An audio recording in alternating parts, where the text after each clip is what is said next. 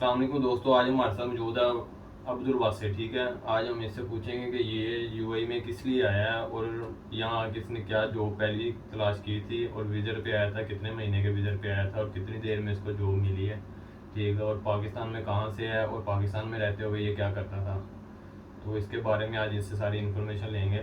ठीक है, ये सिर्फ वीडियो उन लोगों के लिए है जो पाकिस्तान में और यूएई में आना चाहते हैं और उधर में उनका माइंड जो है वो और होता है, इधर आके उनको पता लगता है कि यहाँ पे सारा सिस्टम ही और है। ठीक है, तो इस बारे में आपको हम इनको पूछेंगे और आपको इससे थोड़ी इन्फॉर्मेशन मिलेगी कि यूएई में क्या सिस्टम है और कैसे जॉब तलाश करनी है जाके। ठीक है, तो आइए मिलते हैं इनसे। अब्दुल वासिर साहब से। अस्सलाम वालेकुम बॉस। वालेकुम अस्सलाम। क्या हाल चाल है? अल्लाह का शुक्र, फर्स्ट क्लास। अच्छा जी, बताएं आप किधर से हैं पाकिस्तान में? मैं पाकिस्तान कराची से हूँ। अच्छा, हाँ, तो कब किस सन में इधर आए थे आप? मैं आया था जी 2019 में मैं आया था। 2019 में पहली मरतबा? हाँ जी। कितनी एज थी तब आपकी? मेरी एज समझ लें, जब हो सकता है तकरीबन मेरी 23 एज थी जब इधर आए थे? हाँ जी। जी।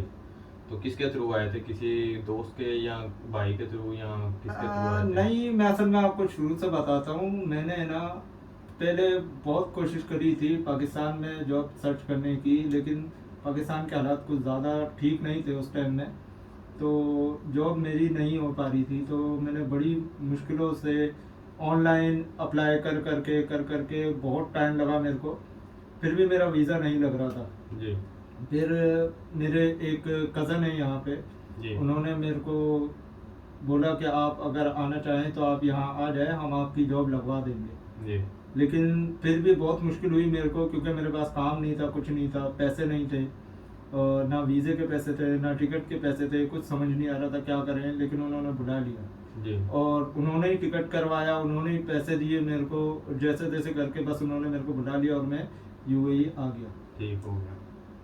फिर उसके बाद आप यूएई में एंटर हो गए।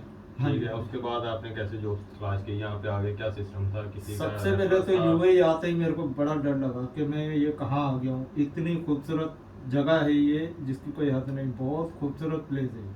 जी और मैंने सबसे पहले तो जी जिस दिन मैं आया था उस दिन तो मैं बहुत खुश हुआ था कि जी मैं यूएई आया हूँ। मेरे को ज़्यादा नॉलेज नहीं थी यूएई का मतलब, असल में मेरे को मालूम नहीं था कि यूएई का मतलब क्या है। ये सिर्फ यूएई का मतलब मेरे को समझने में ना सिर्फ 3 महीने तो मेरे को ये समझ में आया था कि यूएई का मतलब क्या है। क्योंकि हम तो पाकिस्तान में थे, खुश, बिल्कुल मज़े से रहने वाले। असल में यहाँ पे आके तो आपको बिल्कुल ही ड्यूटी करनी पड़ती है, टाइम देना पड़ता है अपने आप को, क्योंकि आप काम के लिए आए। हम उस टाइम में थोड़ी छोटी एज के थे, मैंने आपको बताया 23 साल का था। 23 साल में क्या अभी बचपना भी नहीं गया होता। जी तो जी फिर मैं यहाँ पे आया सबसे पहले, फिर खाने वाने के कोई पैसे मेरे पास बिल्कुल पैसे नहीं थे।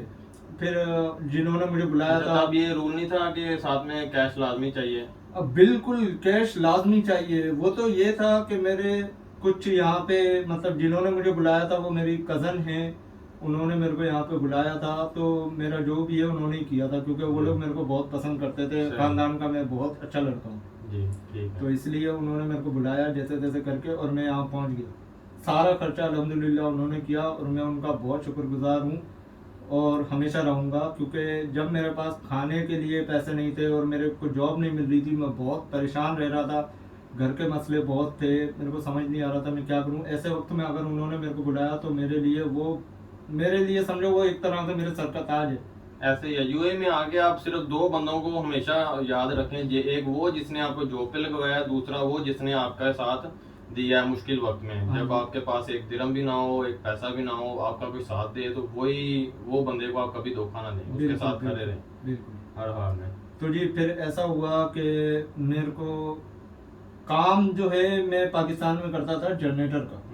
जनरेटर का मैं फुल मैकेनिक हूँ, फुल कारीगर हूँ। यहाँ तक कि मैं इतना अच्छा कारीगर हूँ, मैं अपनी तारीफ नहीं कर रहा, मैं आवाज़ सुन के बता देता हूँ कि जनरेटर में क्या मसला है। जी, बाइक की वायरिंग मेरे को अल्हम्दुलिल्लाह पूरी आती है। ये आपने कराची में सीखा हुआ था? बिल्कुल बिल्कुल, मैं वहाँ काम करता था और अच्छी अच्छी सैलरी पे काम करता था। हाँ। लेकिन उस टाइम में पता है काम कभी कभी है ना नहीं चलता है, तो प्रॉब्लम ऐसे आती है कि बस समझे कि पता नहीं हुआ ऐसे कि बहुत सारी प्रॉब्लम आ गई, पैसे नहीं है, क्या करें जी, काम नहीं है। सही। तो जब मैं यहाँ आया तो मेरे पास जो हुनर था वो हुनर तो यहाँ काम का नहीं है, क्योंकि अबू धाबी में आपने देखा होगा लाइट साल में एक बार जाती है, और वो ऐसे ही भी है। मुश्किल से 5 से 7 मिनट के लिए। ऐसे ही ऐसे ही। बिल्कुल बहुत जबरदस्त कंट्री है ये।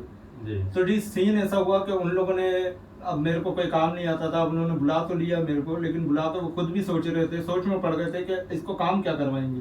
ऐसे ही तो अल्हम्दुलिल्लाह उनकी जो है रियल इस्टेट की कंपनी थी। जी तो जी मैं रियल इस्टेट में गया फिर, और अल्हम्दुलिल्लाह मैंने बहुत अच्छा काम किया वहाँ पे। और मेरी डेली की समझे तकरीबन 7 से 8 डीलें अल्हम्दुलिल्लाह हो जाती थी।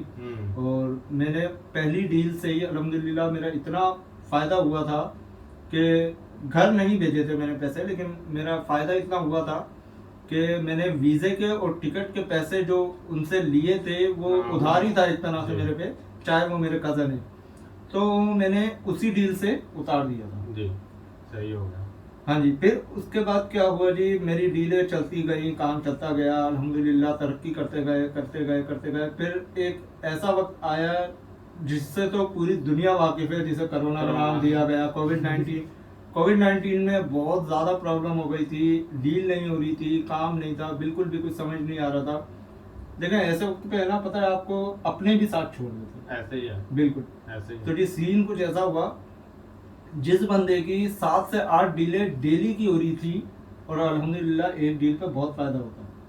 ठीक है जी। रियल एस्टेट में तो रियल परसेंटेज एस्टेट होती है। में माशाल्लाह बहुत फायदा होता है रियल एस्टेट में। फिर सीन कुछ ऐसा हुआ कि जब कोविड-19 आया तो जी मेरी डीलें हो गई कम।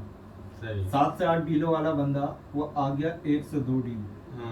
शुरू में तो चलो 1 से 2 डील पे आया, फिर लोगों का आना जाना बंद हो गया, लॉकडाउन लग गया, फिर जी डीलें हो गई बिल्कुल बंद, बिल्कुल बंद। अब जी देखें ये कि रियल एस्टेट के काम में है ना, मैं उस टाइम भी जो है विजिट वीजे पे था। सही, मतलब कि उन्होंने न्यू आपका लगाया, न्यू था ना। हाँ, वीजा लगाते हाँ, क्योंकि वो चेक कर रहे थे ना कितनी भाई देर काम तक- कर पाएगा या नहीं। कितनी देर तक आपने वीजा लगाया था? बिल्कुल बिल्कुल। तो मैंने 3 3 महीने के लिए विजिट हाँ। वीजा लगाया था, और 3 महीने का विजिट वीजा तो मेरे को सिर्फ यही समझने में लग गया था कि यूएई क्या चीज है। यूएई की ऐसे ही गर्मी है। माशाल्लाह बहुत गर्मी होती है यहाँ ऐसे पे। ही है।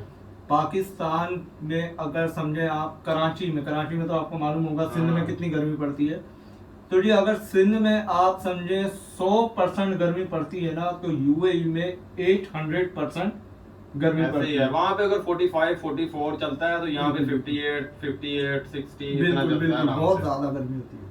तो जी वैसे एक चीज अच्छी है यूएई में कि आपको हर जगह पे एसी मिलेगा, हर जगह पे बस स्टैंड क्योंकि पे, एसी के बिना बस तो में, यहाँ पे हर कुछ जगह है ही पे। नहीं, आप हाँ। बिल्कुल रह ही नहीं सकते एसी नहीं के रह बिना यहाँ सकते। पे।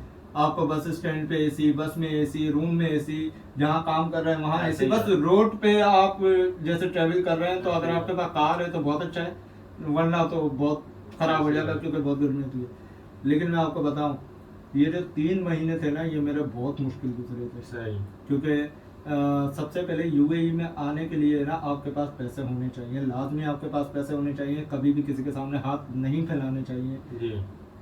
ऐसे ही चाहे है। अपना कोई हो चाहे ना भी हो, लेकिन फिर भी एक बात दिल में ऐसा अजीब सा होता है। ऐसे ही।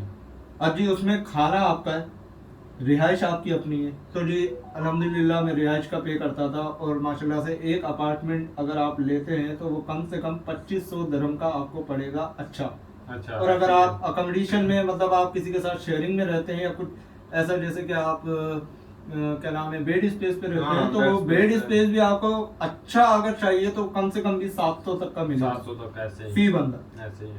और उसमें भी कुछ नहीं होता, बस एक बेड होगा, एक आप अलमारी रख सकते हैं, और बाकी और आपका कुछ नहीं होगा। हाँ। और एक रूम में हम लोग 5 बंदे रहते थे, ऐसे ही। और भी आसपास लोग थे जो एक रूम में 17 बंदे रहते वो थे। तो फिर उनका बेड स्पेस की फीस कम हो जाती है ना। अगर आप 8 बंदे या 10 बंदे एक रूम में रह रहे हैं तो बिल्कुल, उसमें बिल्कुल। 300 दिरहम, 350 दिरहम आपको पे करना पड़ेगा। अगर आप 3 बंदे रह रहे हैं या 5 बंदे रह रहे हैं बड़े रूम में, तो आपको 700 दिरहम, 650 दिरहम तक मिलेगा वो बेड स्पेस। बिल्कुल बिल्कुल। तो जी सीन फिर ऐसा हुआ कि जब खाना पीना अपना है, रिहाइश अपनी है, वीजा अपना है, टिकट अपना है, सब जी। कुछ मेरा, बस ये था कि मेरे पे से सारा कर्जा उतर गया था। हाँ।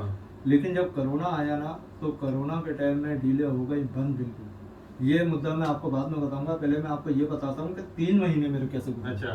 3 महीने में मैंने शुरू में बहुत डीले मारी, सेकंड में बहुत डीले मारी, लेकिन प्रॉब्लम मेरे को क्या हुई, मेरे पास मोबाइल होने के बावजूद, नेविगेशन होने के बावजूद भी मेरे को समझ नहीं आता था कि ये विला किसका है, ये ऐसे ही। अपार्टमेंट कहाँ आया है, ऐसे ही कुछ है। समझ नहीं आता था। और हमारे पास असल में आपको बताऊं, यूएई में आते ही है ना, मतलब यूएई में अगर किसी के पास लाइसेंस नहीं है गाड़ी का, हाँ तो समझो वो बर्बाद है बिल्कुल। ऐसे ही है। लाइसेंस लाजमी चाहिए, क्योंकि हम लोगों को जो है ना, हमारे पास लाइसेंस नहीं था, खास गाड़ी नहीं तौर पे थी। ये जो ये बिजनेस ये वाला करते हैं ना, ये प्रॉपर्टी का, इसमें लाजमी चाहिए, बिल्कुल। क्योंकि एक जगह से दूसरी जगह कस्टमर को हमें लेके जाना, सर्चिंग करनी दिखाना। पड़ती थी, और सर्चिंग हम लोग सर्चिंग करना। अल्हम्दुलिल्लाह इतनी करते थे कि आप यकीन नहीं करेंगे, जो मेरे पैर है ना वो सूज के इतने हो जाते थे। हमारे को चलना पड़ता था गर्मी में, और वही गर्मी ना। इतनी होती है कि हमारा शूज जो है ना, शूज रबड़ का, हाँ।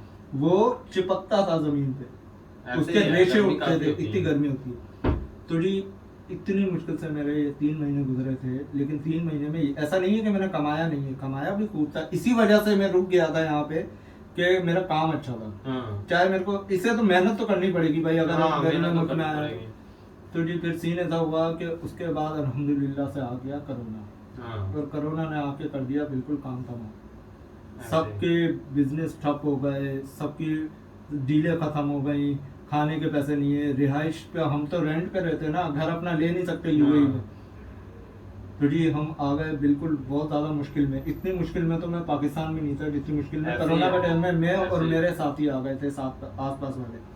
कितने लोगों के काम छूट गए, कितने रोड पे आ गए। यहाँ तक कि आपको एक बात बताऊं, यूएई में आपको एक भी फकीर नहीं मिलेगा, ऐसे ही है, नहीं मिलेगा। क्योंकि यहाँ पे बैन है, फकीर कोई नहीं मिलेगा, कोई भीख मांगता हुआ आपको फकीर नहीं मिलेगा। भीख मांगता अगर कोई दिखे भी, तो आप अगर उसको कोई 1-2 दिरहम या 5 दिरहम 10 दिरहम देते हुए किसी सीआईडी ने देख लिया, तो आप भी बिल्कुल फारिग हैं और वो भी फारिग हाँ है। जी, दोनों पे सीधा फाइन आपको मारेंगे। फाइन मारेंगे, फाइन भी मारेंगे, और जो भीख मांग रहा है उसको तो वो सीधा डिपोर्ट कर रिपोर्ट देंगे। हाँ करेंगे जी, ना। हाँ जी, डिपोर्ट और कर जो देंगे। फाइन जो दे रहा है उसको तो वार्निंग करेंगे पहली बार, अगर दोबारा फिर हुआ तो फिर उसे फाइन करेंगे। बिल्कुल बिल्कुल। तो फिर उसके बाद क्या हुआ,